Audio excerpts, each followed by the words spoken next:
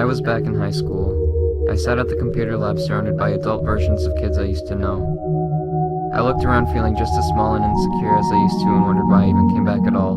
My old chemistry teacher sat at the front of the class talking about what kind of class we used to be, giving praise to the kids who used to insult me, ignoring me in every way, but I'm not invisible. He sees me, but doesn't care at all about me. Kids who'd make the same grades as me did a lot better in his class because they had big tits or they talked sport. I was just another kid who tried twice as hard but brought home ease. Memories flooded back into my brain. The feeling of deep hopelessness and regret came back. The adults who now sat beside me had their lives together and I was still struggling just as hard. I would never be an adult and I would never succeed in this kind of world. I knew that now. I bit my tongue, letting my anger rise from my stomach up to my chest. I exhaled deeply, not feeling angry anymore, just sad.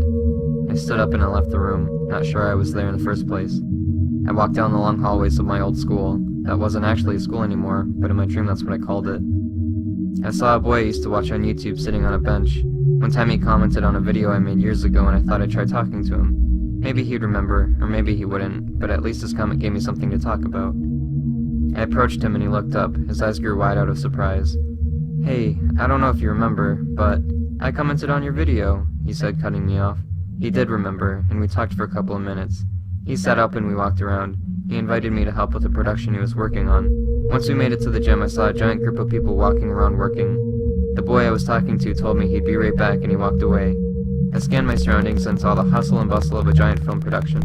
I felt a sense of excitement. I've never worked on anything this big before. I thought maybe I'd try talking to someone and maybe they'd see me. Maybe they'd see the kind of work I've done and I'd have a new opportunity to work on a project I've been dreaming about for years.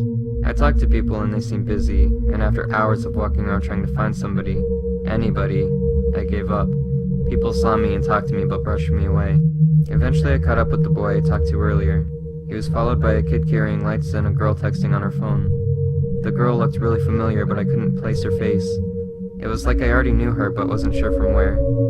We left the production and we walked around. I felt really shy, insecure, and lost.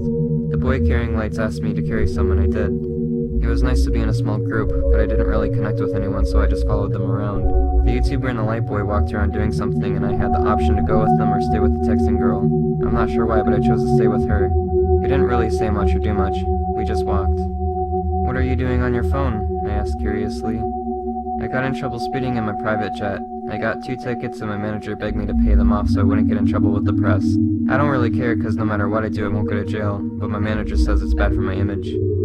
Suddenly I realized who this woman was. She was a musician with lots of pop hits. I was astonished that I didn't recognize her before. Why was she walking with me? I didn't really know a lot about her, but I couldn't understand why she'd choose to spend her time with me. "I don't know why I'm holding this," I said, lifting the light. "Neither do I. Why don't you just drop it?" "Drop it where?" "Right there." She pointed at the floor next to the window. "Won't the light guy be mad?" "Probably, but why would he trust someone he doesn't know to hold the light and then just walk away?" I thought about it for a second and then I just dropped it. She smiled at me and then she just laughed. I started to laugh too. She put her phone in her pocket and we walked away. We got to talking and we slowly became friends. She teased me and I teased her. We worked well together. She knew just what to say and I knew just how to reply. We walked and we laughed. I felt happy in a way I couldn't explain. I said something. I can't remember what, but I said something and she smiled. "You're a 20-something dork and now you're trying to impress me?"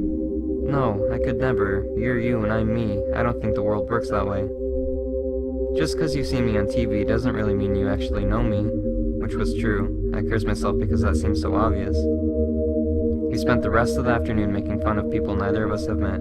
We didn't really do much more, but at the end of the night we connected on a level deeper than we knew existed. We were 2 sad people with completely different lives, but we felt the same way. We didn't need to say it and we didn't need to think about it, but it felt good to have someone else to be able to touch me. Not the physical me, but the force that controlled me. The me deep down that was buried in my psyche. She grabbed my hand and we walked out the front door. We walked into an apartment complex that only had 1 apartment. We walked upstairs and I saw where she lived. It was giant. She had a recording studio full of purple and red. Her apartment looked incredibly lived in with personal things all over. We walked inside and she went to her room. I stood alone marveling at the space she lived in. She came back out with nothing on. My eyes shot up from her body to her face. I didn't want her to see me looking at her, but she knew that and she smiled. "Hey, my eyes are up here," she said, and she pointed to her face. We looked at each other, but I looked in awe. She put her hand on my chin and gently lowered my head down.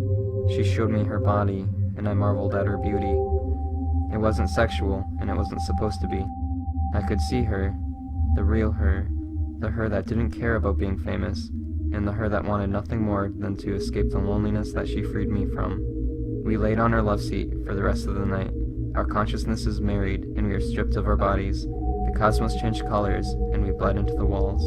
The moment that took us, repeated on loop. Our perspectives that made two, merged into one.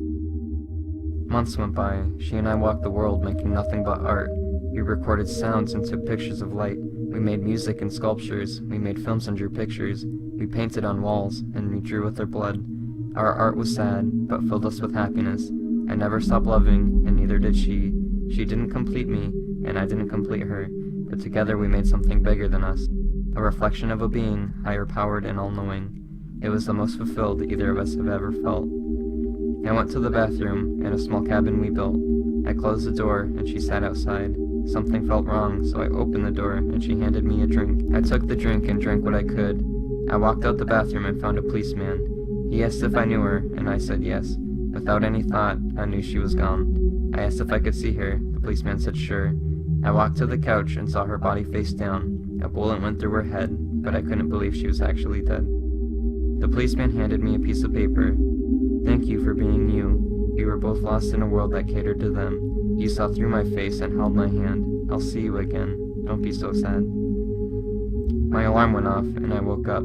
I hit snooze, and then I stared at the wall. I mourn the loss of a being I've never met. I mourn the loss of a connection I've never had.